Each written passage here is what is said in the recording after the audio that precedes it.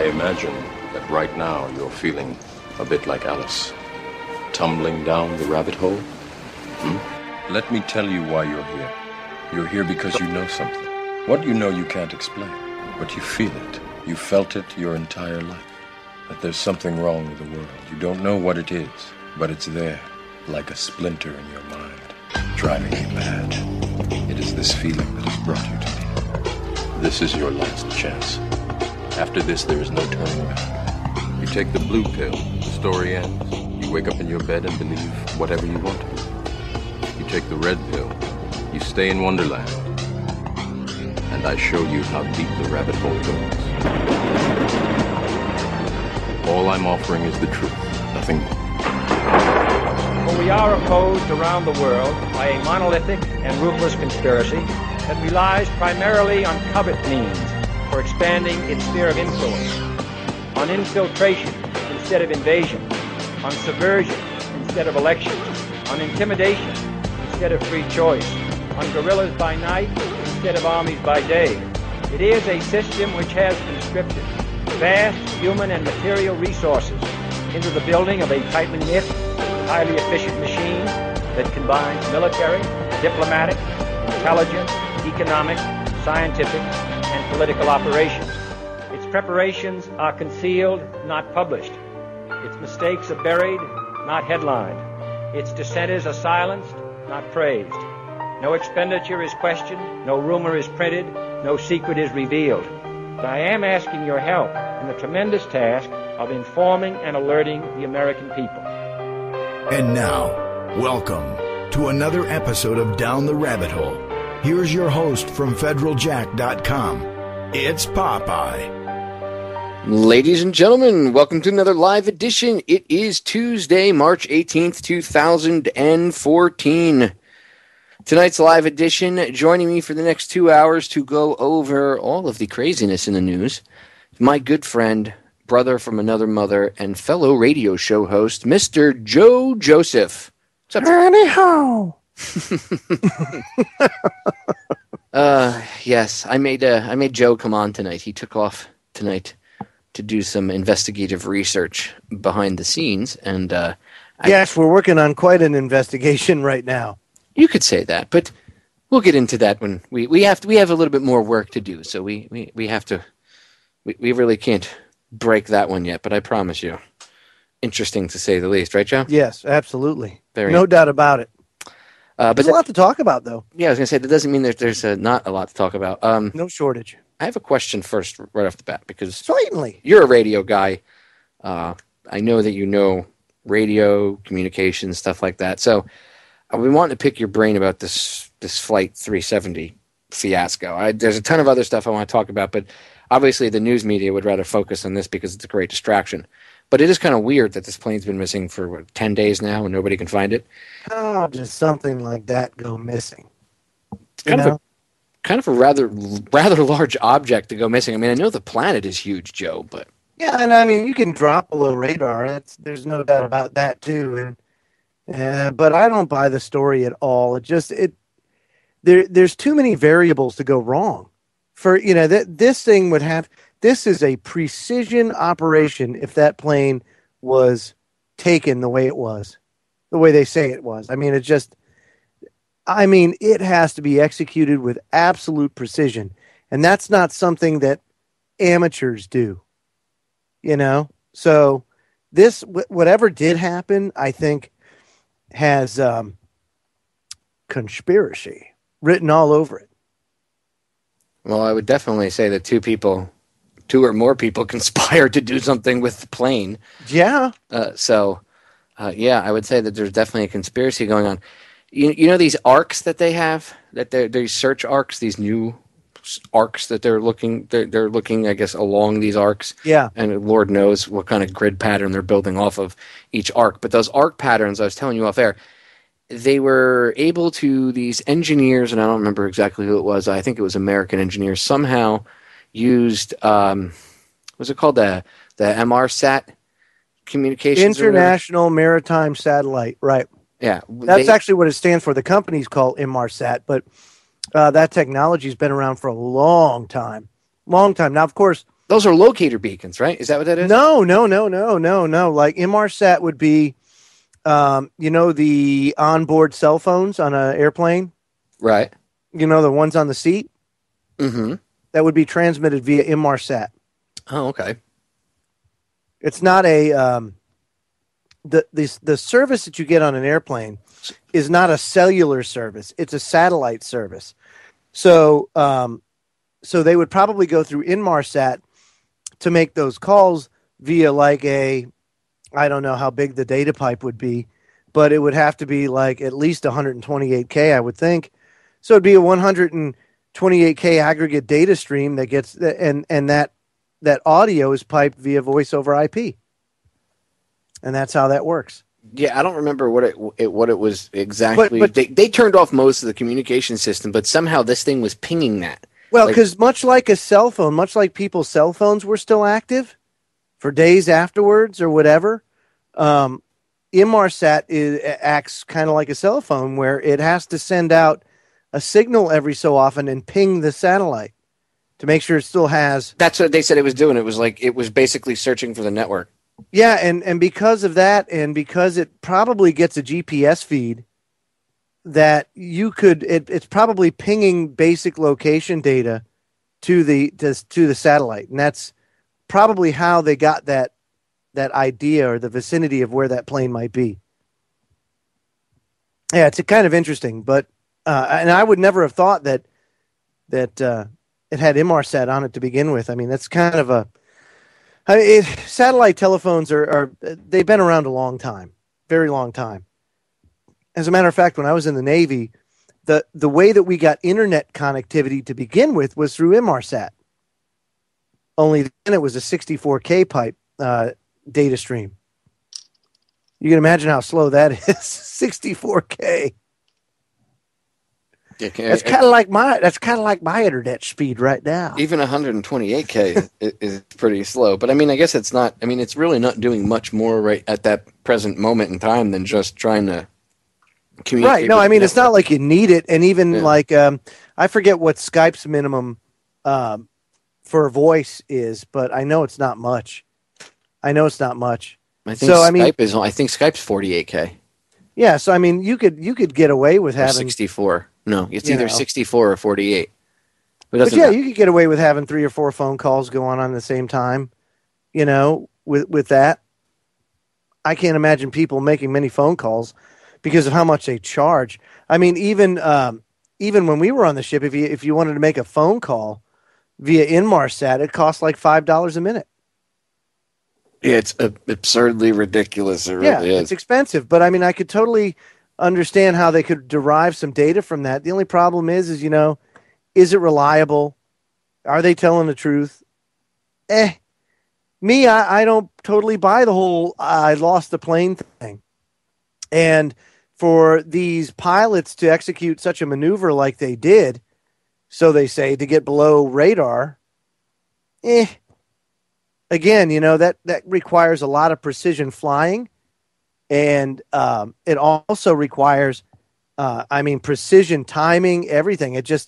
This thing would have had to have been played out or practiced somehow, some way, in order to execute the stealing of an airplane. At least to me, I just can't see. Well, supposedly, according to the investigators, the pilot, there was 2 pilots. The younger one is the co-pilot. The older one was the pilot. Right. And apparently the older one, the pilot, had a simulator in his house, a 777 simulator in his house. Well, I mean, okay. Now, they first reported it as he enjoyed flying so much that he had a simulator at home. Now, you could look at it 2 ways. Okay, the guy really does like flying, but like you could get an air. I mean, are they talking aircraft simulator as in like what was like Microsoft Flight Simulator? Yeah, exactly. Flight Simulator version, whatever the frig number it is. I think they had a picture of it, though. I mean, it was a pretty... No, if it's a full-on simulator, that's a little shady. It wasn't your typical standard... Let me put it this way.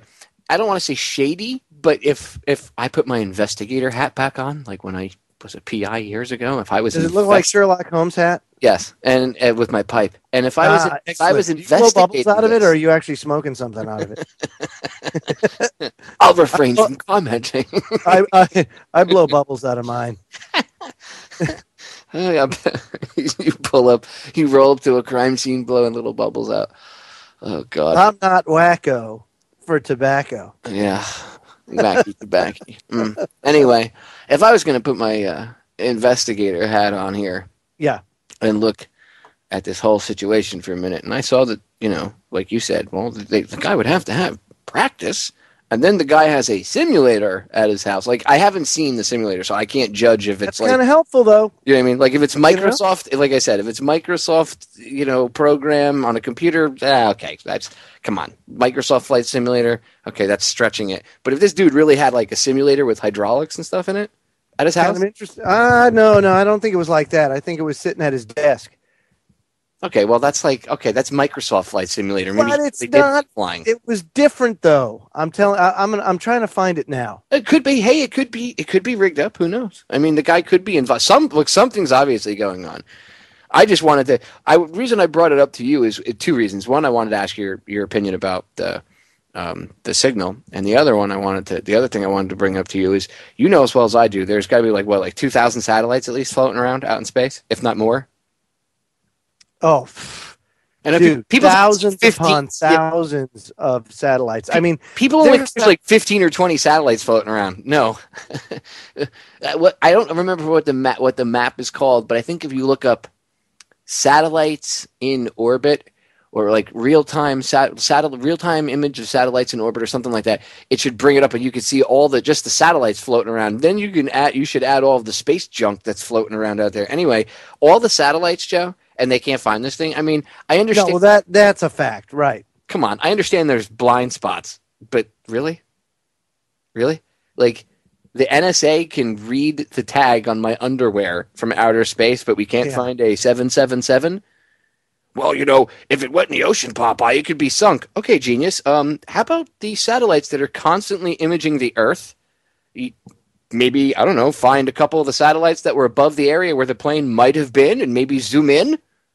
You guys don't keep archives? Really? All right. I just sent you a CBS News piece, and if you go to like 35 seconds, you'll see his flight simulator. Let me see. And again, it's not your average flight simulator. It's not like Microsoft Office Simulator, but it's not. It has 3 screens, and it's got a like instrument cluster, and it's got the that stick, and it's an elaborate home setup. It's weird. Yeah, I'm fighting the Flash player settings. I refuse to allow it to like put anything on my computer. So I keep hitting deny, and it paranoid. Yeah, paranoid. I refuse to allow anything that I do not know on my. CBS News wants to store information on your computer. Yeah, why not? Yeah, that's great. They're reputable. Right. CBS News equals the CIA. Did you notice they were doing a piece? This is back in October. This is making the rounds again. I'm watching it slowly. Where's about 1:30 in, you said? No, 35 seconds. Okay, hold on. So 20 seconds. I'll tell you in a second what I was about to tell you. Hold on. Let's see. 24, 25, 26. I want to see the simulator. Even if it's something in between, oh, that's the guy's simulator? That's kind of shady. That's kind of shady. That's kind of shady, Joe. That's like 1, 2, 3, 4. He's got like 5 or 6 monitors with all. Yeah, that's what I'm saying. It's pretty elaborate home setup there. Yeah, I don't know about that. That's a little odd. Yeah. If I put my investigator hat back on again for a second, and start blowing bubbles. Yeah, I'd say that's odd. Mm-hmm. That is. Look, who knows? We could speculate till the cows come home. By the way, mainstream media is loving this. Oh yeah, because they're ignoring everything else that's going on for this. I mean, it's total drama too. I mean, it's like reality TV at its finest. And last week, the first day or two, if you rewind and go back to the first day or two of coverage, Mm-hmm. Oh, the conspiracy theorists, 6 days later, they're like, do you think it's like it was in the show Lost, where maybe the plane is on some deserted island and we just can't see it? Really? In 6 days, we've gone from calling people conspiracy theorists to engaging in the very conspiracy theories that you were bashing 6 days before. Can you say ratings? Because everybody and their mother is tuning into the CNN for the first time in, I don't know, probably 6 months. Think about it. Dude, absolutely right. Their highest rated show is on the weekends. It's Anthony Bourdain's cooking show where he's traveling and eating foods and stuff. That's CNN's highest rated show is on the weekends. It's not even a news broadcast. You don't think they're eating this up right now to try to get their ratings up? Yeah, they are. Of course they are. Yeah, they are. Yeah, of course they are. Because that resonates a lot more. Ooh, missing airplane. Ooh, than Crimea. Yeah. What I gotta say is they can record every phone call you can make and know everything you can do, but can't find a 777. Popeye, I have nothing to hide. It's okay. Yeah, okay, so we don't get pissed off about that. But boy, we're really plugged into a missing airplane. Well, I just want to know how they can't find the plane. Me too. Like, really? Really? Really? You're bugging everybody's phones. Exactly. You know what everybody's doing. Come on, really? You have metadata. Yeah, exactly. Do you have the plane's metadata? Maybe that would be helpful, guys. Oh, I'm sure they do, dude. If it communicates, they've got it. Personally, I guess you could say, as far as the plane goes, because I know I want to move on to a bunch of other stuff, but as far as the plane goes, we could speculate till the cows come home. If you wanted my personal opinion, every day it could be, the possibilities do get broader and broader, but I would say, if anything, if I put my conspiracy theorist hat on, but I'm using my logic while doing so, I would say that it was probably accidentally shot down during a military exercise, and they just don't want to talk about it for whatever reason. That's one possibility. The other possibilities got off track. Maybe these guys hijacked it, and then for whatever reason they crashed it. I just find it odd that they can't find it or any trace of it. That's what I find odd. That's what makes it super shady. There's no trace. Right. Even if it was an accident, what was it, TWA 800? Mm-hmm. Yeah, even if it was like that, there was debris. Even if it broke up in midair, there would be debris on the surface of the ocean, and a lot of people somewhere, right? At least, or even an oil slick. It doesn't take much. People think, well, it would sink. You wouldn't see it. That's not true. You'd see something. Yeah. And besides, at least the oil slick. A lot of the parts don't always sink. They just go a couple feet, maybe 10, 15 feet at the most below the surface. And then you send divers down or whatever else. That's why you'll see the Coast Guard out there with buoy tenders pulling them out of the water and putting all the parts on the deck of the ship. The plane parts, yes, some of it does sink, but I just find it hard to believe that an entire 777 would disappear with no trace. They have 25 countries looking for it. Nobody can find it. With all the satellite technology we have, we swear they have weapons of mass destruction. Look at my neat satellite photos, but we can't find a 777. Yeah, it's interesting how technology always fails at the most convenient times. That we thwarted this terrorist attack today, and thank you, NSA, and da-da-da. But when it comes to trying to find a 777, it's totally and completely worthless. Does that make any sense to you? You would think, big airplane, hard to find, hard to hide. Okay. You would think that it would be easier for them to find a Boeing 777 than it would be to, I don't know, find that needle in a haystack domestic terrorist. Let me ask you this. Sure. Why is it that the pilot can still turn off communications on the plane? I'm not saying that pilots shouldn't be able to control their own aircraft, but if we're so quote unquote worried about terrorism and safety from terrorism, and we spend all this money on the war on terror, why didn't some genius figure out that, hey, why don't we just make it so that you can't turn off the communication equipment from anywhere inside the plane? It's locked up. You'd have to be a maintenance guy, unbolting stuff to get to those switches. obviously there shouldn't be any reason that you'd want the plane to be able to turn off its communication equipment. Well, yes and no. I mean, because you're the captain, right?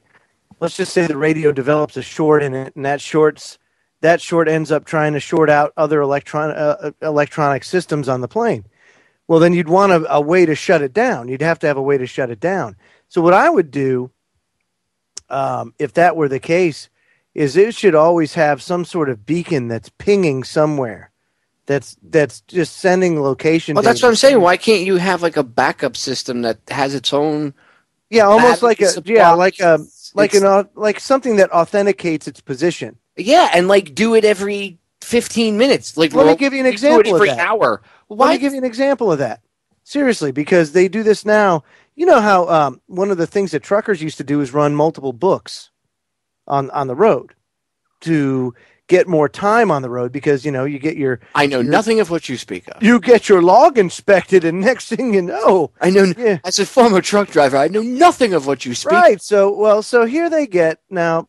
Penske Corporation was one of the first companies to unveil a system that automatically logged the driver's mileage and everything in this one convenient little box. And if you had this, then when DOT inspected you, you didn't go through half of the rigmarole that you would if you had books, because you had this convenient little box that was tied to GPS, and the driver couldn't screw with it. So all they had to do was pull up a code. They had a code. They punch it in. It gives them their data, and you're done. And it always knew, and their dispatchers always knew at any given time where that truck was at any moment. And the driver can't shut it off. And all it is a GPS beacon, basically.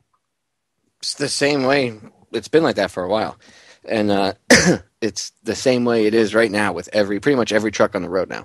It is rigged up like that. I remember back in the day, they used to have them with the chalk discs. And when the truck was moving, it would write on the day. Like it could tell, it would write one way when the truck was moving, because the truck would be vibrating and stuff. And then when it wasn't moving, it wouldn't vibrate as much. And then so it wouldn't write as much on the chalk disc. And then they could tell, as the disc turned, when you started moving again. I mean, this is old school tech that they used to put in trucks with, again, a chalk disc. Yeah. So why have we, if we were really terrified by 9/11, right, like we're supposed to be, like, let's put aside the whole, conspiracy aspect of it. Let's say we buy the official version for 5 seconds.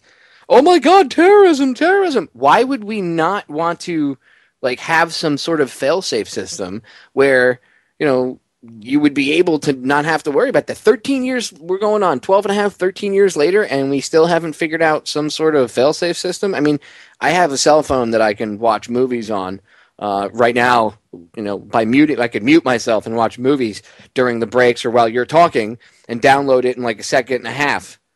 But, that we have that level of technology jump, but we don't ponder anything else. You know what I'm saying?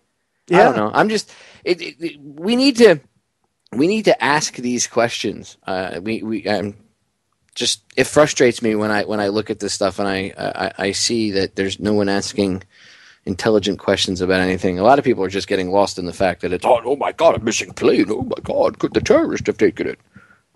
Could it be the terrorist? Yes, some government entity took it. There's no doubt about it. To me, there isn't. I mean, I don't think it crashed personally. You think it was a government, or do you think it all right, if we say if we say it was a human entity that took the plane, do you think it was a terrorist organization, or do you think it was a sovereign nation that took it?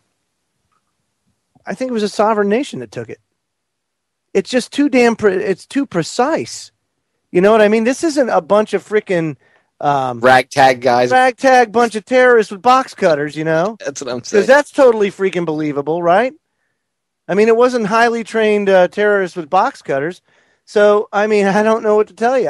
To me, it's too far-fetched to be a couple of amateurs or somebody with a quasi-elaborate flight simulator in his living room. Well, again, you have cell phones that can make pancakes now, but we still haven't figured out how to make a beacon in the back of the plane somewhere away from everything. Dude, they have some sort of radar app now where your phone will secrete the smell of bacon.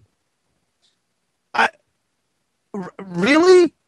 Bacon? Exactly. So your cell phone, bacon, but you can't find a plane? that's what I'm saying. Like you can make your cell phone do all this weird stuff. Literally now smell like bacon. Yet we didn't bother to say, hey, maybe we should take like this beacon, right, and put it like an emergency locator beacon, but maybe more powerful, like because the beacon really doesn't transmit a lot of data. Like, how about GPS coordinates, what's going on with the engines, everything else, and have it be it could be plugged in maybe via like a data cable, but nothing that could cause a short. So that way there's no power going to it. Yeah, you just make it an independent system. Exactly. It's an autonomous, like, independent isolated system. That's the word. An isolated system, kind of like your cooling system on a car is how it's completely isolated, Yeah, it's a closed loop. Exactly. Right. Same thing. Okay. Do that, put it in a little box somewhere and cover it in 3 pounds of freaking steel if you have to. It doesn't, in bolts and you don't even need to do that. I mean, dude, you're right. You're right on track, because a GPS beacon or something like it doesn't take a lot of juice. Doesn't take a lot of juice to operate. So, I mean, look at you. You run it off a DC, 12 volts DC in your car. For anybody that's got a Garmin or a TomTom or whatever.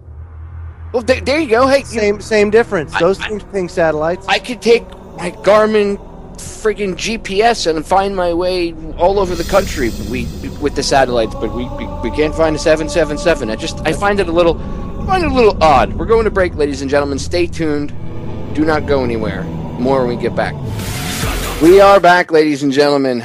So Joe and I are going to move on to a few other things, but we'll finish up with the missing plane here. Again, that Joe, that I didn't see that simulator that you showed me a few minutes ago. So I'll tell you right now, shady to the nth degree. Okay, totally. Staring at that, I took a still shot of it. It's like, and I've been looking at it during the break, and something's going on. Obviously, the pilots were involved because they turned off the communications gear. My question again is this, and we should ponder with all the money that we've supposedly spent on keeping us safe from terrorism. How could something like this happen? I just don't if they were really concerned and scared about some supposed threat to airline security that is out there, some boogeyman that's going to come get us, which there is always that possibility, no matter how slight it may be. Then why didn't they why wouldn't they come up? It baffles me when you realize that the information that these planes send to these outer beacon markers and stuff, it's the same information that they were sending 20, 30 years ago. Like, they haven't stepped it up, Joe. It doesn't make any sense to me. No, it makes no sense at all. It makes absolutely no sense at all. That's why this is so perplexing. But at the same time, I have to say it's I'm bewildered. Really, I am that they can't find a stinking airplane. It's really an unbelievable occurrence. Almost akin to the Bermuda Triangle, maybe they'll come up with that next. That'll be next. Why, it's the Bermuda Triangle has moved, you see. Oh, and I'm glad you brought that up because oh no, you made a good point during the break. You were referencing what I said about how within 6 days they went from making fun of conspiracy theorists to spewing conspiracy theories. Well, Joe made a good point during the break, ladies and gentlemen, that in like a week or two, when we go back to whatever else they're going to report on, and somebody says, "Oh, the government's doing this," and they go, "Oh, those crazy conspiracy theorists." Hold on a minute. I remember a week's worth of broadcasts where you guys were debating if aliens ate the plane, if it was sucked into an island like in the TV show Lost, if it got sucked into a black hole, if they hijacked it and went, to some secret base somewhere. I mean, they've literally been diving into in-depth, well, as in-depth as the mainstream media really gets. They're just doing it, obviously, to sell ad space, okay? They're doing it to sell, they fill up airtime, right? They get people to view, and then they can sell those ratings to sponsors. Okay, so it's all about making money, ladies and gentlemen, with these scumbags. CNN, Fox News, MSNBC, ABC. Sure. They're all turds. Okay, that's what this is about. That's why they're focusing on that. And yes, a lot of it also serves as a distraction, but it's also about making them money. Remember, They never serve. They don't never do one thing just for one purpose. It always, serves them in multiple ways. But it's a distraction. It makes them a ton of money. Okay, everybody's tuning in right now. I guarantee you, they've probably had the most viewers in 6 months to CNN, Fox News, and MSNBC. No, that's pretty much right. That's spot on. About that. Highest ratings in 6 months. Yeah, and that's why they're gonna cover every angle of it that they can and run this thing out until they can't push it anymore, and they're forced to report on other things.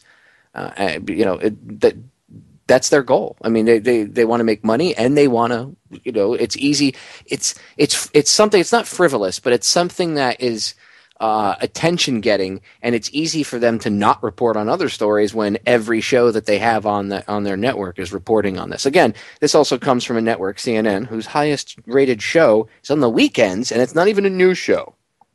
It's a show about a chef traveling around to different places in the world eating different types of food.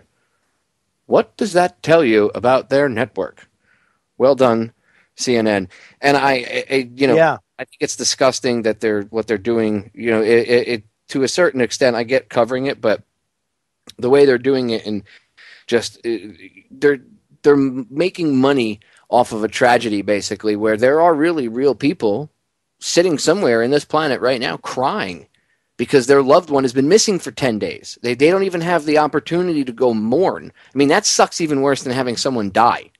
Because if they're dead, at least you go, okay. You have closure. They're dead. I love them. It sucks. It's terrible. I'll never see this person physically again. But I know that they're gone, and any pain and suffering that they may be in is over, and there's no chance I will ever see them again. I can now move on with the grieving process, no matter how hard that's going to be. Correct. When someone's missing, dude, you can't even do that. You're just stuck in limbo. That's it. You're stuck in limbo. So, I mean, my heart really does go out to the families, and that's why, I haven't sensationalized it. I've only really covered it twice, second time being with you. And the reason I wanted to cover it with you is because you know radio, Joe. So I wanted to really ask your question. I mean, your opinion on other things matters too, but the question about the radio arcs and stuff, I wanted to know.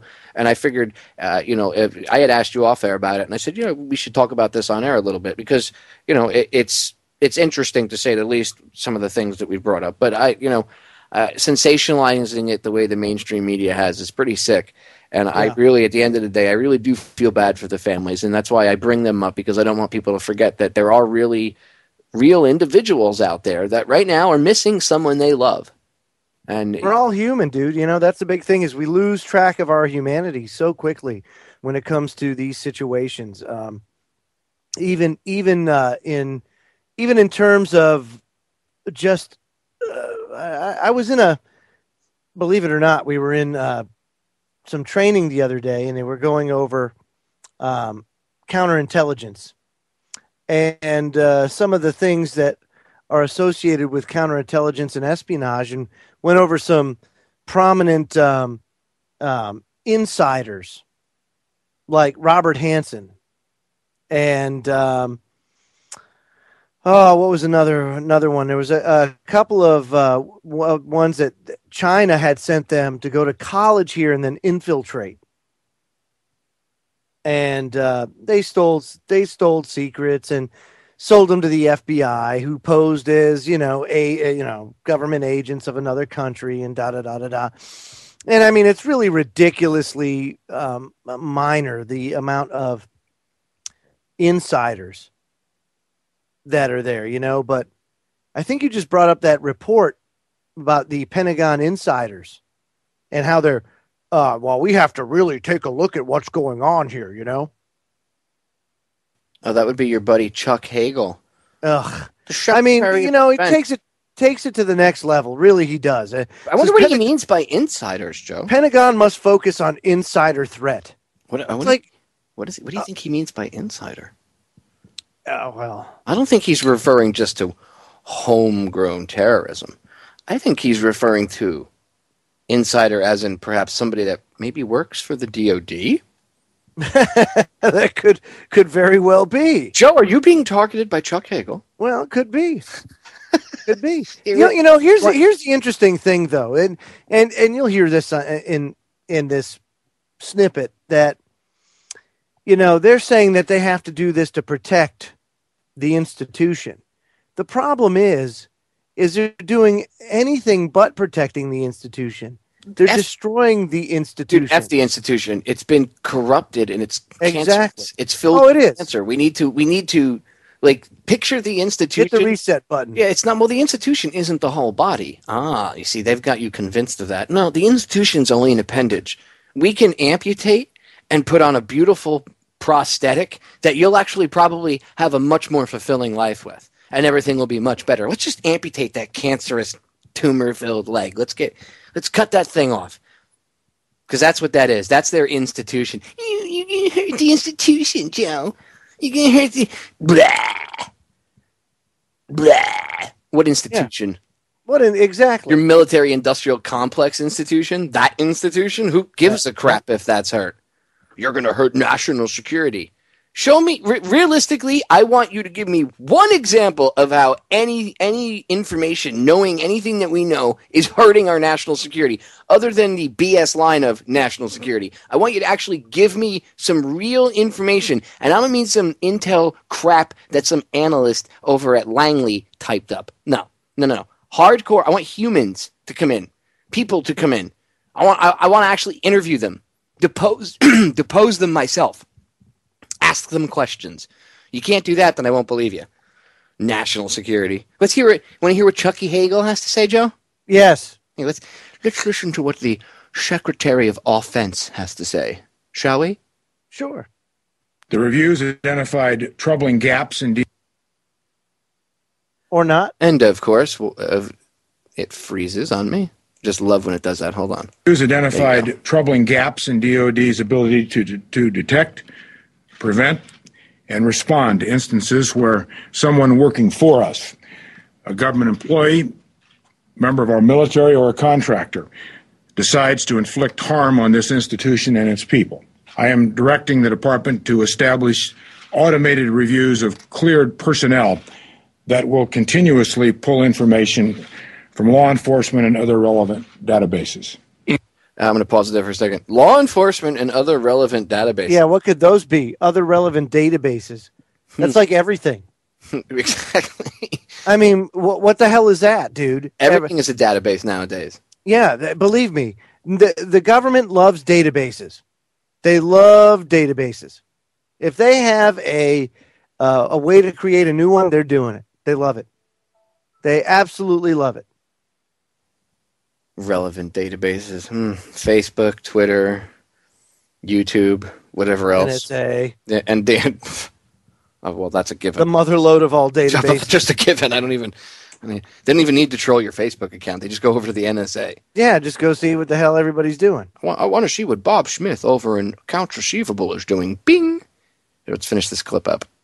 Increasingly, threats, cyber, kinetic, all threats, they're inside the perimeter. What the Department of Defense should do is build security from within. Oh, they have insider threats, Joe. I mean, this is sounding more and more like the Politburo as time goes on. And, what happens when empires die is paranoia sets in. It absolutely sets in. Look, they're not paranoid. Oh, my God, what was that? No, but they do this to make the general public, the sheeple, paranoid. That there's actually this threat when there really isn't. The fact is they're the threat, and there are good people that are trying to save the situation and kind of fix it, but instead they're viewed as a threat. Of course they're viewed as a threat. You know why? Because there are certain people in there and people of honor that are trying to expose the fact that there is no outside threat, that the threat actually comes from within. That the reason why we have a police state is because of DOD's 1033 program. Okay, we can't have active duty in the streets. No problem. We'll just give the police free military gear. We'll just bypass that altogether. We'll just arm them instead. Yeah. Yeah, make them paranoid and then give them heavily armored vehicles with capabilities of putting fully automatic weapons on them. That's real smart. Exactly. And then, oh, by the way, let's dehumanize them too so that they don't hesitate when they have to pull the trigger on a child or a woman or a grandma. I mean, look at what these cops do today. Look at how many people are innocently killed as a result of police violence. And I don't care what you say about, well, you know, they're just doing your job, and what would you do? Not that. I'd be a real cop. And yeah, exactly. I wouldn't be a pussy who walks around operating on fear 24/7. And I'm not making. Exactly. I have friends that are cops, so I'm not bashing cops when I say that. But these cops are walking around constantly in fear. You breathe in the wrong direction, and they shoot somebody friggin' dead. And for what? And they view you as the enemy. And then they never get in trouble. Like you're the enemy. When really they should be saying, "Yes, master. You got it, master. That's right, master. Whatever you say, boss." That's what they should be saying. But no. What they do is they treat you like you're the freaking enemy, and we're not the enemy. And the only way that that's going to stop, is if we don't stand for it. That's it. You know, they can say that anybody's an insider threat. You know, you can make the case for anybody because that's how it starts. You know, you start with the people that are openly vocal about policies and procedures and everything like that. Okay, you weed them out, but then who's next? You see, because that's when all the and people start spreading things back and forth, and then you have yourself a good old-fashioned McCarthyistic witch hunt. You know? And that's what happens. It just cascades. So this is all BS. It's all complete and total BS. Well, it's not like it's not like this has ever happened in history before. Oh, wait a minute. Well, it has, yes. Of course, that was complete sarcasm. I'm sure someone's going to be like, Popeye, what do you mean it hasn't happened in the past? They have to get rid of the people that are exposing the ruse for what it is. And that's that there is no external threat to this country outside of the terrorists in Washington, D.C. that are making the threats, if you will. They're manufacturing this crap. Let me put it this way. Okay. The cops need to stop acting like a bunch of thugs. Yeah. And the general public needs to not allow itself to be manipulated into constantly hating on the cops. Like, as much as I point out police brutality, I always make it a point. They're human beings, dude. We have to teach them. They're being manipulated, and they're being manipulated. And one of the ways they're manipulated is when they make a mistake or whatever, you know, they'll say, "Oh, you know, well, we're only human. We made a mistake." But you see this vitriolic anger that people have towards the police nowadays, and they see the comments, "Oh, you know, they should do this, they should do that, whatever." Well, those examples are then, you know, looked at by the police, and they say that backs up whatever crap propaganda that they're, you know, pushed into their brains. Oh my God, the citizenry hates you. We're at a war with scum. Well, when they see people making these comments, the cops, remember, they hire people nowadays that have an IQ of, you know, topping off at 100. That's the cap. You know what I mean? That's not even like they need good drones. They need good drones, right? Well, that's the cap is like an IQ of 100. So they need people that aren't going to have the capability of common sense or thinking for themselves on that deep of a level. They just want a flesh and bone automaton. That's what they want. Remember, they asked that one police chief, "Why did you lower the IQ standards?" And he said, "Well, we had a high turnover rate. When we had the IQ standards were like 125. Well, that meant that people with like 120 or 125 IQ or even like 115 IQ were smart enough to realize that what they were doing was wrong, and they quit doing the job." And the chief said, "Well, you know, it's because the job is repetitious and it can get boring, so that's why they left." Really? You don't think it has anything to do with them maybe not agreeing with the policies that you wanted them to enforce at all?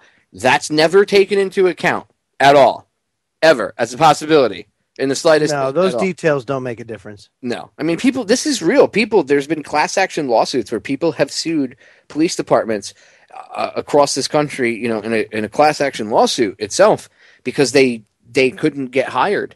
And the Supreme Court said, well, you know, in one case, the court said, I think it went away to the Supreme Court in one of the instances, at least. I know one of the instances the court ruled that the guy wasn't being discriminated against personally, because it wasn't just him; it was everybody that had an IQ of 100 or above. So the court ruled that the policy was okay, and I guess that was it for the lawsuit. But this is why you have people that are easily manipulated. Don't get me wrong; I'm not making excuses for their behavior. Everybody has personal responsibility, and they need to take responsibility for it. The other problem you have is police unions that don't do anything. Or police departments that back their officers. I don't mean if the cop did something, like if it was a situation where where it's kind of a gray area and you need to look at it and really investigate, because it wasn't just some innocent person walking down the street that they shot. If it was, maybe the guy was a bad guy and it was a really bad situation and the person was in a bad part of the city or something. In that situation, I can understand, you have to look at everything. But I'm talking about the situations where they shoot somebody. The guy, this airman, it was a simple car accident. This kid gets out and he's got his hands up, and he was taught to always comply with the law. So he was taught that if you ever have to deal with the cops, you always walk backwards and put your hands up in the air with your wallet so they can see that you don't have anything on you or whatever. And the kid said he put his arms up and said, "I'm an airman," and they shot him. He didn't even, it's not like he had a gun on him. It's not like there was a robbery nearby. There was a car accident, and he got out of the car. And when the cops showed up, he got out of the car, and they immediately opened fire on the kid. I mean, his whole career in the Air Force is now ruined. He was going to be career Air Force. It's now ruined. And his father, they interviewed him, and the father's like, "Well, we're a law enforcement family, so we didn't even think he needed to have an attorney until, while his son's in the hospital, they hear that the police are trying to find some reason to charge him. Because, of course they are, because they shot him. So now they have to find a reason to, quote unquote, make him be a criminal. So they can say to the TV newspapers, well, this guy was doing something, so we had to charge him, and that's why he was arrested and apprehended by the police officer." How come they can go back in time and make up their own reasons for doing stuff? How come they can go back in time and, they can shoot somebody, and 3 or 4 days later they can go back and give you a reason for why they did it? Oh, well, we're going to charge him with this now. So he's a criminal. So yeah, the shooting was justified. How is that okay? If I did that, or Joe did that, or anybody else did that, we'd be thrown in jail. So why are they not held to the same standard? Oh, because they're peace officers, Popeye. They're police. Yeah. No, they should be held to a higher standard. There should be nobody above the law. No, exactly. But if you're in that position of where you're, quote unquote, enforcing the law, technically you should be held to a higher standard. And this isn't me talking out my ass. I'm repeating to you what I was instructed my first day in boot camp by my drill instructor. Okay? He was a combat hardened Marine. And he told us he didn't take any crap from any of us. Okay, this guy had, he was like, he wasn't some tough guy being a drill instructor that had never seen anything. This guy had already seen combat. And then later on, after he got out of the Marines, he joined the Coast Guard, and that's when he became a coastie, and he became a drill instructor. And this guy was just as hardcore. Okay, and you know what the first thing he told us, one of the first things he stressed, besides Posse Comitatus, he told us we're not the friggin' police, don't get involved in civilian matters. Bet you they don't teach that in boot camp anymore. But what's Posse Comitatus? Yeah, right. What's Posse Comitatus, Joe? You used to not be able to go to the store in your uniform. Well, that if you wore your working uniform, you couldn't go. You could leave the base. You could leave the base, but you couldn't get out of your car. Because even filling up your gas tank violated Posse Comitatus by wearing your uniform. Dude, you'd have to go in your dress uniform. I watched people get written up for going off base in a working uniform, and literally I watched people get written up and reprimanded for that. And yet get a negative page 7, and the coasties out there would know what I'm talking about, or I'm sure they have 15 other names for it all across every other branch, but you know what I'm talking about. Non-judicial punishments, even below that. But I would see guys get written up for that. I would see people get even in worse trouble for things like that. You'd have somebody spying on them. I saw so-and-so in their uniform, and they were at the gas station. Oh, my God. And I was drilled into us. Now they're like, oh, put your uniform on and go to the gas station. Tote your M16 while you're there. Bring your law rocket system with you while you're on your way to the 7-Eleven. I mean, it's they're normalizing stuff that when I was in and when you were in, it was completely different. But one of the first things they taught us in boot camp, this hardcore drill instructor, was that we are supposed to hold ourselves to a higher standard. He said, you represent that uniform. It does not matter if you don't think you do. That was another reason why we weren't allowed to have any uniform items on, in civilian attire. Because if you did, if you had a shirt that said if you had a T-shirt that said U.S. Navy, you had to behave yourself because you were representing the Navy. And that's right. You made them look bad. And, I know people are going to say, well, that was brainwashing. That's not the point. The general idea behind what he was saying is correct. He was teaching us that because we were a bunch of rowdy civilians, and he was teaching us right off the bat that we needed to hold ourselves to a higher standard. We needed to hold ourselves. Not only did we have to adhere to the same laws, UCMJ and civilian laws, but he expected us, because we were his recruits, he was training us, he expected that when we graduated we would hold ourselves to these higher standards as guardsmen. That was what we were supposed to do. I mean, you were supposed to be better than the quote unquote bad guys, right? You're not supposed to lower yourself to the same levels that the quote unquote bad guys do. But now it's completely reversed. I mean, and I watched it change gears while, I was in. I watched it go from this old school thing to what it is now. I mean, now it's like, hey, put your uniform on, drive out to the 7-Eleven. Who cares? Bring a rocket launcher with you, Joe. Woohoo! Oh, no, I mean, it's totally relaxed. Especially since the Navy went to these blue BDUs. Let me tell you something, man. The first thing is, at what point in time does somebody not speak out and say, hey, we're sailors and, we float, our ship floats on the water. And in the event that I may fall overboard or whatever happens and I'm in the water, why are you camouflaging me with the water so no one can see me? Oh, you like that? The Navy camo is like blue camouflage? Yeah. So, on a gray ship, you stick out like a sore thumb because you're blue on gray, and then you're camouflaged with the water. If you fall into the dark water, you're effed. Your shipmates will never find you, and you're probably going to... Honestly, they should just make them Hunter Orange. Yeah, like International Orange, absolutely. There's other countries that do it. Well, that's crazy. There's no camo. Hey, you know what? I don't want camo at sea. Just so we're clear, if I fall overboard, I want everyone to see me. Okay, yeah, just so we're clear on that little fact. We're going to break, ladies and gentlemen. Stay tuned. We'll be back with more on the other side. Don't go anywhere. 3 minutes. Ladies and gentlemen, we're back with hour number 2 here on tonight's live edition of Down the Rabbit Hole. I am your host, Popeye, from federaljack.com. It's March 18th, 2014, hanging out with my good friend, Joe Joseph. Joe, give yourself a shameless plug for your radio show, just in case. Just in case nobody knows that I come on right before you do every night. No problem. Monday to Friday, 8 to 10 p.m. Eastern, 5 to 7 Pacific. Right here on truthfrequencyradio.com. Me and Johnny King. That's right. Can't forget my good buddy. Going to regale you with 2 hours of some of the latest news and information, along with an occasional guest or two. And John's cooking with the king. Yes. Can't forget he fricasseed Puxatawny Phil the other night. I'll tell you what, John taught me a lot about canning and stuff. So. Mm-hmm. He actually knows his stuff. He wanted to fricassee him because of the early spring that we've been experiencing. I say in quotations. Little pissed about that early spring? Yeah, he could say he's a little bit sore. With all that extra snow that spring apparently brings? Yeah. Yeah, again, that's why I live below the frost line. Literally. Yeah, if you get frost down there, you're in big trouble. When we have cold snaps down here, we're like, woo, chilly.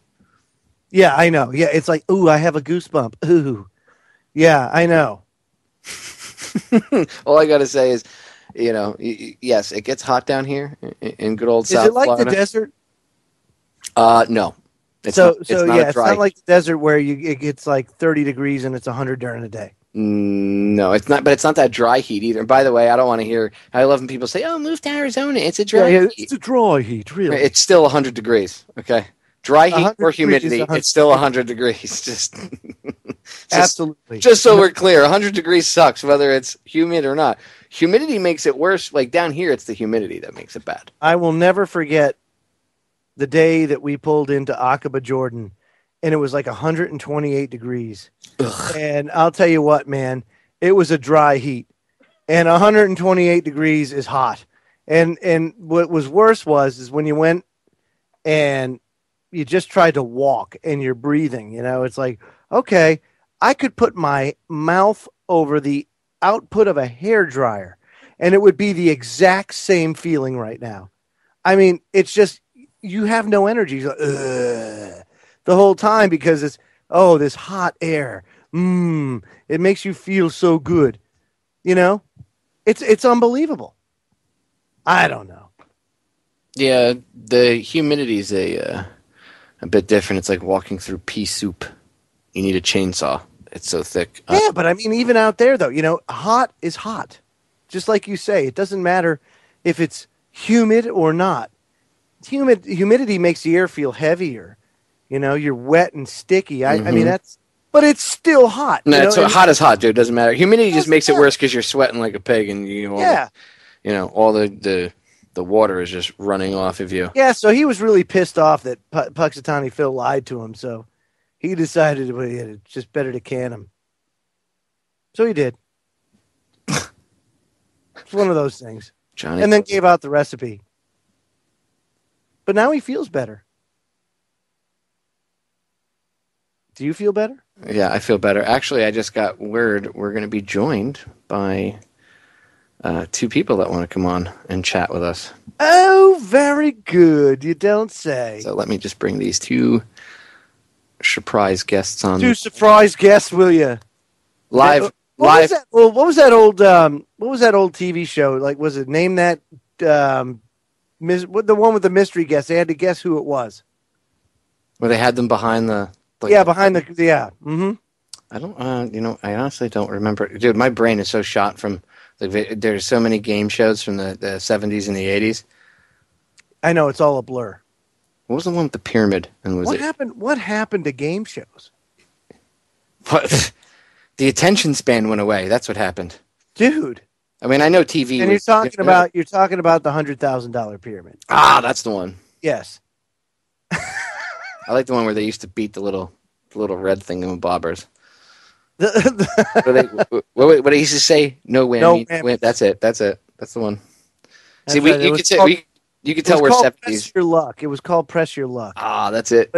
But that was not as good as what was the not the Gong Show, but what was the other one with Gene Rayburn was the host of it. Doggone it! It was on TV for years. Oh well, I'll figure it out. Richard Dawson was always a guest on there. Richard Dawson rocks. He's the only guy. He's the only guy I know that could tongue kiss everybody else's wife right in front of them, and they didn't. I was like, TV. Oh, and that's your daughter. Yeah, she's 8. And it was all right. Richard Dawson, like if you want, he's the Mac Daddy. Like seriously, if you want to look at a pimp, that guy. That guy's a gangster. It's for real. While I'm trying to bring up our two guests, obviously Skype is such a pain in the rear end. So yes, I'm fighting with Skype here in the back end. I want to ask you about Crimea really quick. Crimea River. I knew you were going to say that. I saw you titled one of your shows that the other day. Crimea River. Oh, God, it kills me. Yeah, it absolutely kills me. Hold on. As I'm asking you about Crimea. Let me hold on. Let me add our mystery. Well, while you're talking about Crimea, right? So Ron Paul, he came out in of course, in defense of what our foreign policy should be, which he said Crimea secede. So what? Exactly. So what? Why is it our business, okay, to get involved? Well, number one, it's never black and white. That's the problem, first of all, with public perception of this. We understand what our posture should be. It could be black and white if we stuck to what the founding fathers said, which is ally with none, trade with many. But instead, we have to stick our nose in everybody else's business because it's a game of brinkmanship. It's a game of, oh, well, Russia's amassing people at their border and whatever. Okay, well, we're going to go to the Ukraine. Well, they're going to put missiles in Cuba. Well, we're going to put missiles in Turkey.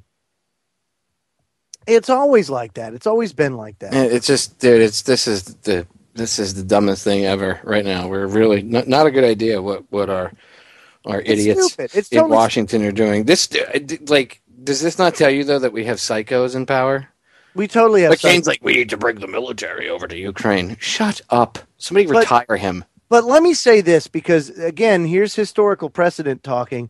This situation is eerily similar to the situation prior to the start of World War I.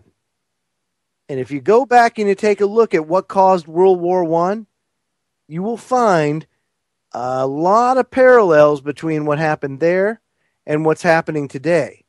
And the issue that I have with the parallels is the simple fact that our weaponry now is much more advanced than it was in 1914.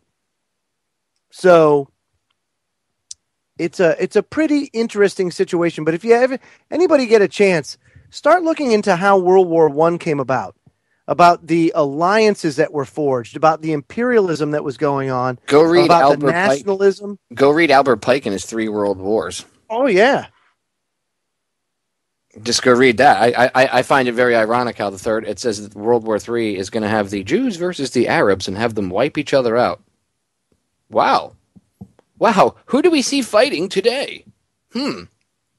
Muslims and Jews. I wonder if 2 groups of individuals could be manipulated by people behind the scenes through propaganda to kill each other.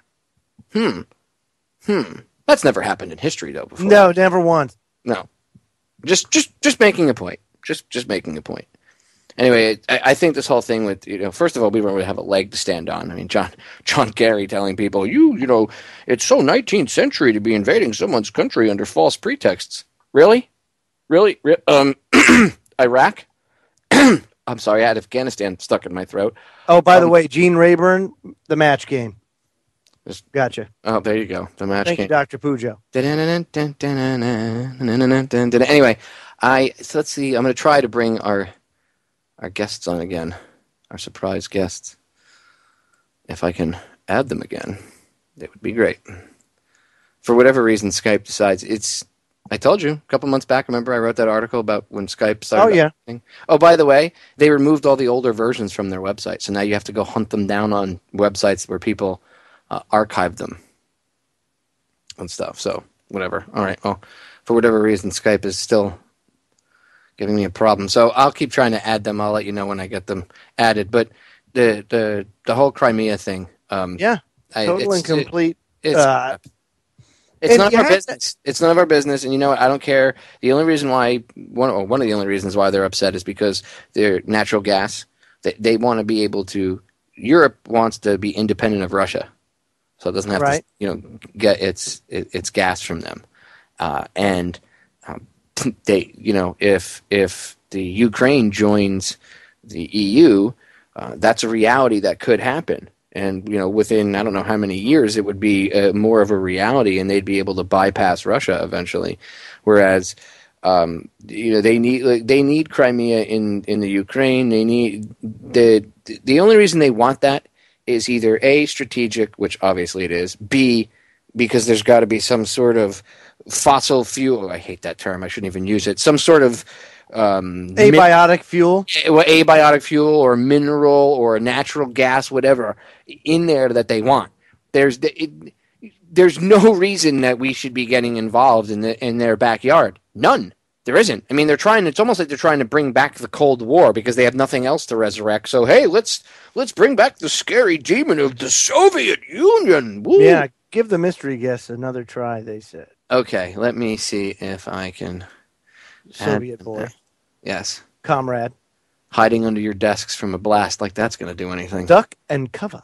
Right. Duck and cover. Duck and cover doesn't work. Why not? A shockwave comes in. I don't think your school desk is going to protect you from it. How about duct tape? Well, that's 100-mile-an-hour tape. That's different. Duct tape fixes everything. You got that right. Did when I was in the Guard and I was an engineer. You'd be surprised how many things get fixed with duct tape. Yeah, you were in the Navy. I ain't got to explain to you. Yes, we used that in a substance called monkey shit. That was just the absolute most awesome stuff in the whole world. Yes. Very interesting. Yeah, I know. I can't stand Skype. I hate when I'm trying to add somebody and it keeps, for some reason. It's since this new update. Remember I said a couple months ago, this is what I was talking about. They turned it into like this glorified phone app. And every time they do, even though they said, oh no, we're not gonna do that. We're gonna reverse course a bit. Every update they come out with causes more and more problems for radio show hosts. Have no idea why. Do not get it. It just does not make sense. Let me try one more time here. There you go. Let's see. Can you guys hear me? Yeah. Ah, there you are. Hey! Yay! We're having technical difficulties. Our board got fried a couple weeks ago, so we just got a new one, and we're just trying to get it to work. Wow, I didn't know your board got fried too. Fresh out of the box. We're having such a great month. Let me tell you. Well, that just adds and compounds to it. Okay, so because Joe and I were discussing like politics and everything else. So let me switch gears for the listener, and then I'll totally switch gears. Kind of let them know what's going on here. So, okay, behind the scenes, really quick, behind the scenes, poor Aaron and Melissa. You guys know that Aaron Dykes and Melissa Melton, good friends of mine, good friends of Joe's, good friends of the network, radio show hosts, awesome investigators, just awesome people. They've had a lot of weird kind of things going on the past like week or so to them. They've had some issues or whatnot, just some weirdness going on to them that they wanted to kind of get on the record. And I wasn't sure if we were going to have time to get into it tonight or not. So I didn't want to, give it any promotion if we weren't going to, throw it out there tonight. But they've set aside a few minutes here. So I'm going to give you guys pretty much as much time as you need to cover this stuff, but let's just hop right into it because it is important. So you brought up your board was fried, and I said, wow, that's odd, compiling with all the other stuff you've been through. You guys, for the past couple of weeks, have been getting, I guess, harassed, you could say, to a certain level or whatever you want to call it. There's been a lot of weirdness happening to you personally, not like to a blog or to a video you put up, but literally to you both as individuals. So I'm going to give you the floor, and you start off wherever you want, and just tell the listeners about whatever, wherever you want to start. Tell them about all the weird things that's been going on. Well, as people who are friends with us on Facebook have probably seen, starting last week, we started posting a lot of information about what happens when somebody spikes your drink.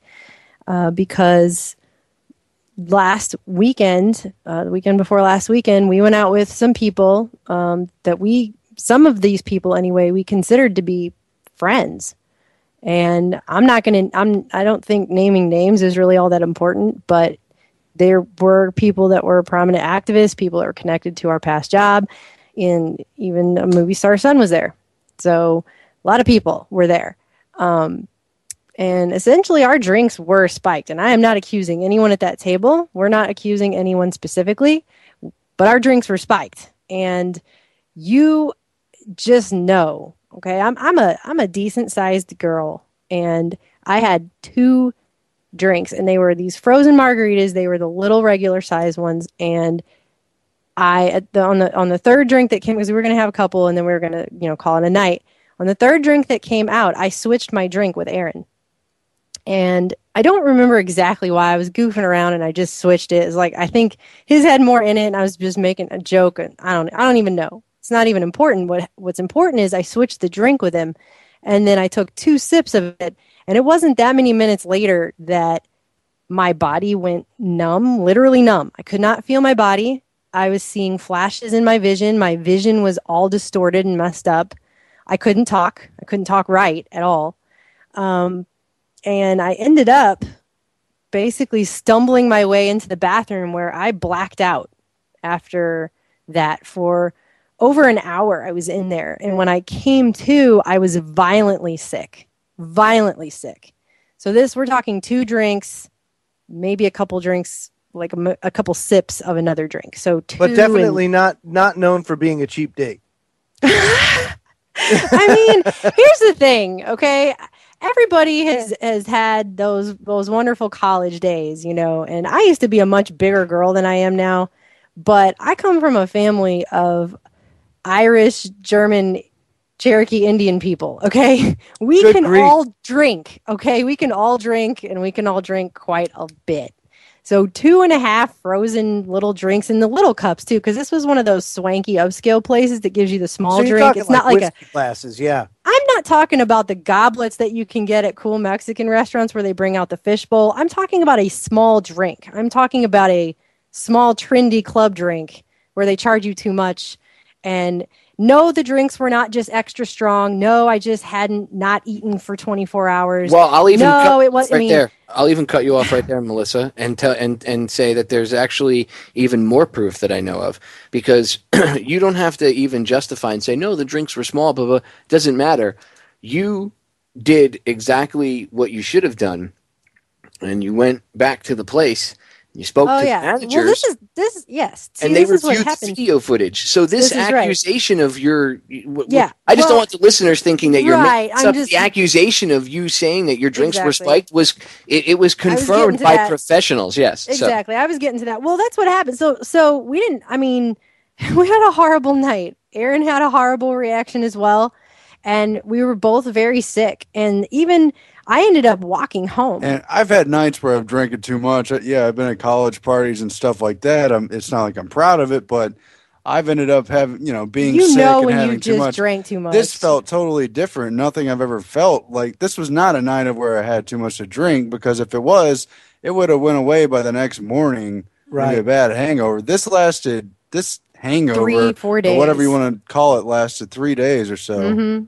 And that's the thing. So we ended up walking home, like all through town, all messed up. I mean, it was like I would black out for a block, and then I would come to and realize I had walked more. I don't know how I guess that speaks volumes for the police state of Austin, because I made it home and I didn't get raped or killed or hit by a bus. So that's, yay. But but I got home and I finally got to sleep.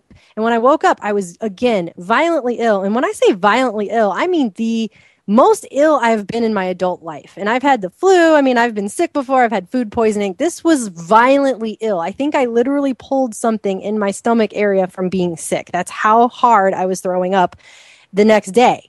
Now, studies have shown that alcohol, when you consume it and you exercise, you're actually burning up. Your body's metabolizing the alcohol. So if I was able to be sick already several times in the restaurant bathroom, then walk home 7.5 miles, sleep for 6 hours, and then still be violently ill, that's not 2 glasses of alcohol. I don't care if it was 100% grain alcohol. That's not going to do that to a person as a grown adult that can, and I had eaten food that day. It wasn't like whatever. The point is, I was really, really, really sick. He was really, really sick. And for the whole rest of that day, we started to piece together like, okay, this isn't right. We only had like 3 drinks. It's not right. I had 3, but still. I mean... Yeah, but they were like, dude, they were whiskey glasses. I mean, they were small. They were small. And so we started calling people that were there. And we started getting really weird responses from some of these people. And so we decided, okay, fine, we're going to take drug tests and we're going to go back to this restaurant. We took drug tests. And of course, there's so many things they can put in your drink that can cause that reaction that are metabolized within 12 hours. I mean, a drug test came back clean for all the regular stuff. But unless you know exactly what you're looking for, or if it's a designer mix or whatever, you're not going to find it. Okay. And so we did send off samples, though, to try and get them tested in another independent lab. So we're going to see what comes back on that. We're still waiting for that in mail. But I'm not hopeful, because I'm thinking you can mix different things, and it's the way it is. And anyway, after all of that happened, we started piecing it together. We decided to go back to this restaurant because they have cameras there. We knew they must. It was one of those upscale places. So we're like, well, maybe this will finally work out into our advantage. And 2 managers, we were there for an hour and a half, reviewed all of this footage. And you can tell after 2 drinks, we can't hold our heads up. I can't walk down the hall. I'm trying to steady myself on the walls. 2 managers, and we interviewed our waiter, all said we looked like we were drugged. There are also several people at the table that we didn't sit right by that were down the table that we've spoken to since then who are very concerned. And one person who said, I thought there was something strange about the fact that you only had 2 drinks and you were both acting that way. Okay. So that happened and we were drugged and it's like some people are like, oh, Occam's razor. It's you just don't want to admit you drank too much. Okay. If that's all it was, I would be embarrassed. But I wouldn't go and make a huge big deal and have my urine I mean, why would I do all of that to draw more attention to something that was already horribly upsetting to begin with? I mean, that's silly and makes no sense. What makes sense is, to me, is that somebody did this. Now, I don't know why anybody would. It's not, I mean, we're not over here reporting on Obama's real birth certificate. So to me, this felt personal. I will say that. Yeah. It does not feel like this is some weird government thing. I mean, or whatever. I mean, it's not like we talk about food. We criticize a lot of the food. We criticize the government heavily. We're constantly reporting on stuff, but we don't have any secret information or whatever. If we ever came across secret information that we were going to report on, we would just put that out there. It would just be out there. It wouldn't get Breitbarted. It wouldn't be like, tomorrow we're releasing, oh my God, it's going to be a great report. No, if I had something like that I thought was worth my life, this is amateur hour compared to that kind of stuff. Well, it totally is. And what's proof of that is that then now somebody has tried to also break into our home. So whatever these people want to do, they're messing with us is what it is. Yeah, and I've seen the evidence. Yeah, I've seen photographic evidence of the break-in, so it's not just Melissa or Aaron. I've seen the evidence. Unless Aaron stood outside the door. And, I doubt he tried to jimmy his own door. Jimmy the door himself. Yeah. Somebody tried breaking into that door. And you guys have the right to be genuinely freaked out right now. I mean, by the weird stuff that was happening to you the past couple of weeks. That's crazy stuff. I'm really freaked out. I am, actually. I'm angry, too. And you filed a police report, right? Yes, and they came and took pictures of my door, and then we told them the whole story, and the guy thought we were, like, talking about some television show he watches. He said it sounded like a television because show. It's so crazy. And it is really crazy. It is. It's crazy. Because this is the thing, okay? This is not the first time weird stuff has happened since we've lived here. We've had a lot of other strange things happen. This is just the most personal it's ever gotten, I think. And maybe I'm just speaking, but this is how it feels to me. I don't know about what you think, Aaron, but I feel like this is very, very personal. And I feel like another thing that was really strange is that there were certain people that we did talk to that were there afterwards, and we tried to talk about this, and they got very, very defensive, and their responses were not natural. Because if someone comes to me and says, I think I've been drugged, I'd be like, whoa, what happened to you? I wouldn't be like, exactly. How many drinks did you have? Do you have a receipt? Can you prove it? Were you locked inside the bathroom stall? How do you know? And by the way, they reviewed the footage. I was in the bathroom for over an hour. And there were people that said they came and checked on me, but those people weren't on the tape checking on me. So maybe they checked on me at another bathroom, some other place, because they never went to the one that I was in. Maybe they imagined it. Well, we were told several stories that were not supported by the security footage at this point. As I always tell you, Melissa, let's go to the videotape. I'm going to cut us off because the break is sneaking up on us. When we get back, we're going to elaborate more on this. Stay tuned. We'll be right back, ladies and gentlemen. All right, we are back, ladies and gentlemen. So, I want everybody to understand something before I let Melissa and Aaron get back into it. One, she's not attacking anybody in particular. Like, this isn't like an attack fest on anybody. Okay, these two have been going through some interesting things, to say the least. And interesting is a neat way to put it, I guess, a clean way to put it. They've been under a lot of stress. I've talked to them off air the past couple of weeks about this in particular, and they are very genuinely stressed out. Now, a lot of people might not want to, broach this subject. I know you guys were even hesitant to talk about it on air because you weren't trying to stir the pot or anything. But I said to you, as well as Joe and other people, that it is good to at least get this on the record and let people know what's going on, because I mean, messing with you maybe like on your videos or comments or emails or something, or starting rumors is one thing, but spiking your drinks and breaking into your house is another level.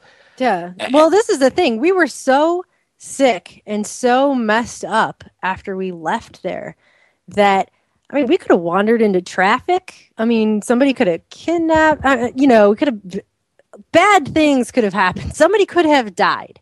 I mean, plus when you put these things in people's drink, you don't know what their allergies are, what they can tolerate, whether or not they're going to have a bad reaction. And I've never been so sick and messed up. It's like I wasn't in my body. It was like I wasn't in my body. You blacked out. I blacked out for probably about an hour. I don't know what happened during that time.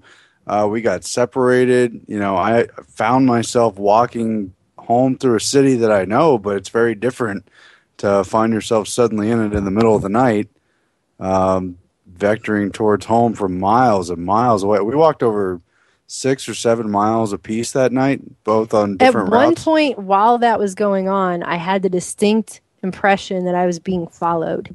And because there was a car, and it was going really slow. It was back there, and I knew, I just had this feeling I was being followed, and I ended up climbing up an embankment, like a very steep one, into a neighborhood. And guy got off the main road that I was on, which I knew would have taken me to my home, because I felt strongly that was going on. I have to say, I mean, I feel like I'm a pretty good researcher, and I feel like I'm a pretty smart person, but I don't understand why anybody would want to do this to us, because, I mean, we're just trying to do our own, like, we've just been trying to do our website. We've been just trying to do what we do. This is who we are as people. I mean, just because we worked at InfoWars, it's not like you leave and then you're like, I'm going to go be a gardener now. I mean, it's just, we're truth seekers. We're researchers. This is what we do. But do you think that this is connected to that at all, or do you think there's something else? I mean, I already know the answer to it, but you know, do you think? Obviously, you don't. I should say.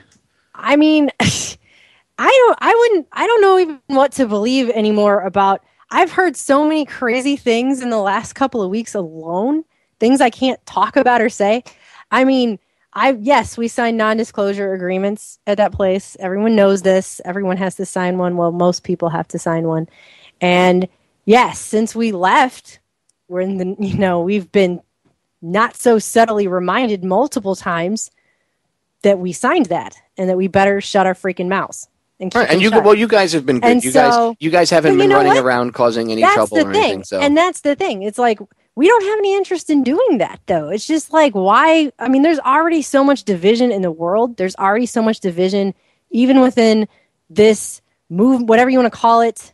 Do you think that could be the goal of this, is to create more division in this movement? Maybe one particular individual or two individuals or a few in the right places, causing problems here and there, and maybe trying to connect other well-named individuals as well. That way it creates division. Do you think what's going on here?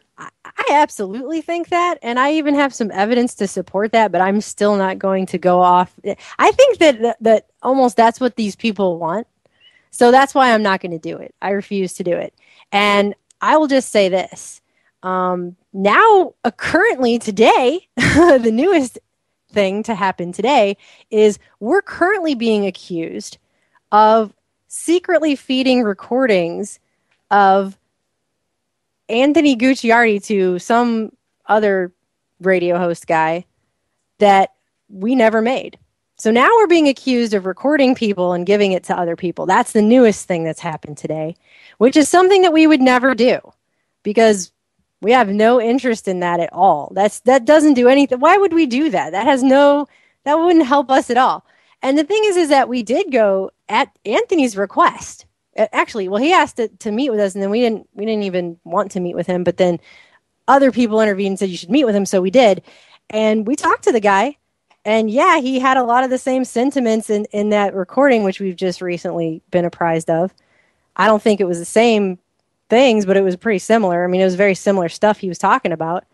But we just don't record people, and we don't. And this is the thing. That meeting happened in August or something? If we really had any interest in recording secret people and then releasing the information, like if we had any interest in doing that, why wouldn't we have done it back when we talked to him in August? It's a bit late. You guys. Why would we suddenly be like, you know what? A good time for that would be right after. I guess you're running about 7 months behind, so you know. I know. I think a good time for that's after I get drugged and my house is broken into, and then I'm like, haha, remember that time? Like, no. I'm sorry. I got here's the weird much thing. to do. Here's the weird thing. I'm not really familiar with the young lad Gucciardi. I've never met him, never talked to him. I've seen a video of him here and there, but I'm not really familiar with his work. Anyway, I mean, I know who he is, but I'm just not, Anyway, from what I do understand about him, he was drugged himself, or there are claims that there are rumors that he maybe had the same thing happen to him. That's right. That you guys did, and that's the rumor. That's the rumor that's going around that when he was in Dallas for the JFK thing, that he was also drugged, and there's some crazy thing about how he had some glasses of wine and was screaming weird stuff in the street, and doing all kinds of inappropriate things. If that means that he was drugged too, and you guys were drugged. Is this a pattern? Is there a pattern emerging that maybe this is what I'm saying. Something is being done to tear something apart, and maybe I don't know. To me, the drama that's being, like, from an outsider, the drama that I see this creating, which is one of the things that they hope, that takes everybody off track of what they're focusing on. It does, because we're trying to get our movie going, and we've already started filming on it, and we're getting ready to do a Kickstarter for it, and that's what we want to focus on. Here's the thing. If I wanted to be at InfoWars, I would be at InfoWars. I would still be there. Aaron would still be there. We quit, okay? And everyone thinks that we quit so we could be together because there was some policy about that. Yes, there are policies about that. But it's also true that we were basically together the whole freaking time we worked there, okay? So that's not why we left, okay? But we did choose to leave, and we quit, and we left, and now we're doing what we're doing now. If we wanted to still be embroiled in the drama or dealing with the BS or doing it, we would not have quit, right? We would have still be there. We don't want to be there. There's a reason we're not there. That's why. And I hate it because I have people that I care about, people on Facebook that I'm friends with, and they keep asking me to say a bunch of stuff, and it's like, okay, I have children.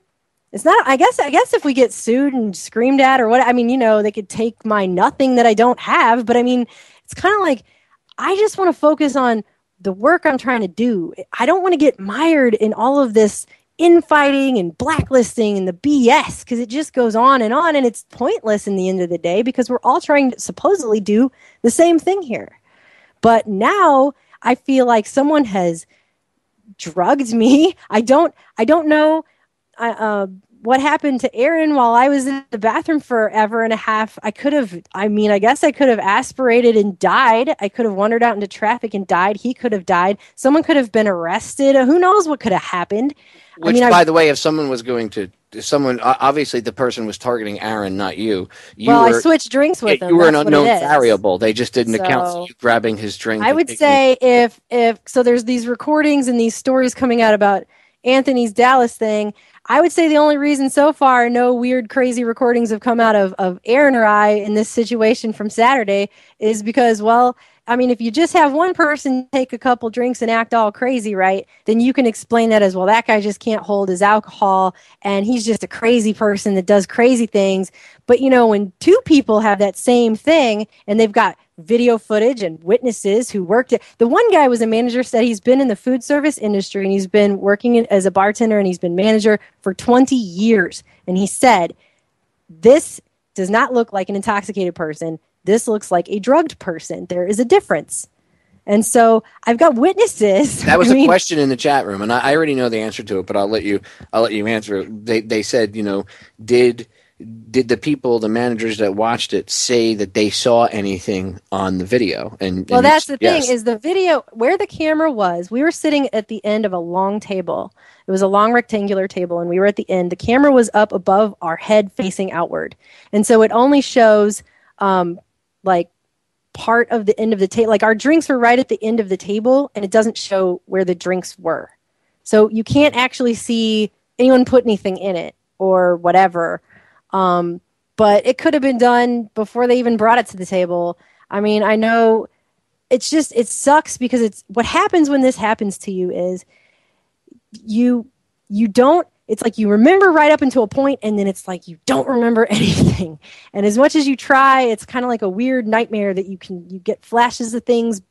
You know, I just know that I've been with Aaron now for almost 2 years, and I've lived with him for quite some time. And I mean, we've been to a wedding with an open bar. Okay. Had more than, I will say that night we definitely had, we're not big drinkers, but I mean, that night we had more than 3 drinks. It was a wedding. It was a celebration. And he ended up confronting a drone pilot at this wedding. And I mean, he still was civil and he was able to talk. I mean, this point, he was just, you know, like his whole behavior changed. It was like he was a different person. And I couldn't hardly speak. My tongue felt like it was numb. And I couldn't move. Like, I can't explain. It's almost like being anesthetized or something. Like it's roofied? It's like you're removed from your body. Like you were roofied. I mean, out of curiosity, what do you have to gain by doing anything like that? Let's just say. That's what I'm saying. Like, this is what I'm saying. What do you have to gain? Like, if I just had too much to drink and nothing happened to me, I had too much to drink. That sucks for me. I should have been more careful around people or whatever. Right. And then I feel bad that I had too much to drink in front of people and act. I mean, usually if I have too much to drink, which has happened occasionally in my life, I get like goofy and I tell bad jokes and I giggle too much and I maybe talk a little too loud. That's about it, though. I mean, I'm the kind of person that doesn't even usually ever get sick or, you know. Well, so this is for like you know, you poisoning yourself to somehow fake get like recorded conversations. That's a good one. Well, it's just, I mean, if you're thinking, if somebody thinks that you would have, you know, recorded secret conversations or something and leaked them, but if you're guilty of that, then you also have to be a party to spiking people's drinks and stuff. So. And that means that you spiked your own drinks, which makes no sense whatsoever. And tried to break into your own house. I mean, this is to a level where you're literally, I mean, they're lucky. They're lucky. I mean, they're lucky it's you, because if somebody did this to me, it would turn out much differently. Okay. Well, if it's just me attacking myself, then I guess I'll be finishing myself off this week, because it's kind of like, it's so ridiculous. Well, it's just stupid. Look, you know what I see? That kind of paranoia is what whoever is behind this is trying to foment. Okay, right. They're trying to get everybody arguing and suspecting each other. And, oh my God, you did this. You did. You know, I think everybody's being targeted. This kid Gucciardi, obviously, if he had the same similar situation happen to him, and then if it only happened to him, and then didn't happen to anybody since, somebody could say, right. Oh, well, he had too much to drink. But now you have 3 people that had a similar situation happen to them. Obviously, that's a pattern. So now we have to look at, who would benefit? Who would benefit to go after both you guys and this Gucciardi kid? Now, he works for your old job, right? So maybe that's why he was targeted, because he's connected to them. Maybe you were targeted because you used to work there. Maybe it's an operation to bring InfoWars down. It could very well be a way to infiltrate. You don't know. Exactly. I mean, and that's the thing is that, I mean, we quit. And we walked away. We started our own thing. If we really had any ill will or wanted to do, I mean, obviously we could have. It's been a year now. It's been a year. And all we've done this whole year is work on our stuff. Food. And we talk about food. We worked on our website. We've tried to build it up from, it was nothing before. It was a little blog that I had, which, no one even knew about. And we tried to build up our website and do our own thing. And that's all we've been trying to do. I think our biggest mistake has been staying in Austin, Texas, around the drama, because there's some drama here, and whatever it is, it's like a quicksand pit is being sucked down in the middle, and we're on the edges of it getting sucked back in. And I don't want anything to do with any of that. It's like the mob. It's like you leave, but they just keep trying to. No, I don't care. I just don't want anything to do with it. I want to have my own life. You guys need to pack up and just get out of there. And that's what's happening. We're leaving, and just leave. Take yourself out of the equation. And just, you're not in the drama. You don't want to be involved in it. This is the deal with this, is that, and I'm speaking for myself now, not Aaron. I've never been that upset before. I've never been that sick before. I've never been that afraid before. And I've been through some serious crap in my life. I'm not the girl that, had the 2.5, brother and sister and the dog and cat and the big nice house in the suburbs. That's not me. I had a hard life. I've been through a lot of crap. This was the scariest thing that's happened to me in a long time. And obviously I trusted people too much. That's first of all. Secondly, because I trusted people too much, I wasn't watching my drink, and Aaron wasn't watching. It's not like we were keeping an eye on our drinks. We just weren't. And we just were a little bit too trusting and maybe too naive too, because whatever this thing is that's going on right now, because there's a lot of drama and I've heard a lot of scary stories right now, which I'm not going to repeat. But I'm just saying there is something going on. It is bigger than us. And I want nothing to do with it, because at the end of the day, it's taking away from the main point of why all of us do what we do all the time. Exactly. It's such a distraction. Well, and I also see what I see from an outsider. I see, like, you taking you guys out of the equation. I see InfoWars being attacked. If I'm going to look at this and take all this information in, I would say, well, this kind of looks like some sort of operation, whether it's, and it doesn't have to be government funded. Right. It could be somebody that just figured out a way in or whatever. It just looks like they're the target. And regardless of what people think about that whole thing over there, or whether you like them or not, they're effective. Okay. InfoWars is a damn good website to get the news and get the word out. It's effective to a large extent, and just because whether or not you agree with them or not, that's not the point. Right. From my outside opinion, I think that this is. It looks like there's something like that. There's something nefarious going on, dude. No doubt. And I'm not blaming any one individual, because I don't know. Honestly, I know that there are people that have been fired who have grudges. I do know about that. There are people that we heard talking about having made recordings of people in front of everyone, not just us. So it wasn't like we're the only ones that heard that information. This person did not play any of those for us. They wanted to, but we didn't do it because we just don't care. Like, we just want to be left alone. I mean, I just want to be left alone and do my own thing, and I just don't care. I don't care. It's just so pointless. It's just such a waste of time. And to now be accused of things we didn't do on top of everything. It's like, wow, it's been a freaking year. It's been a year.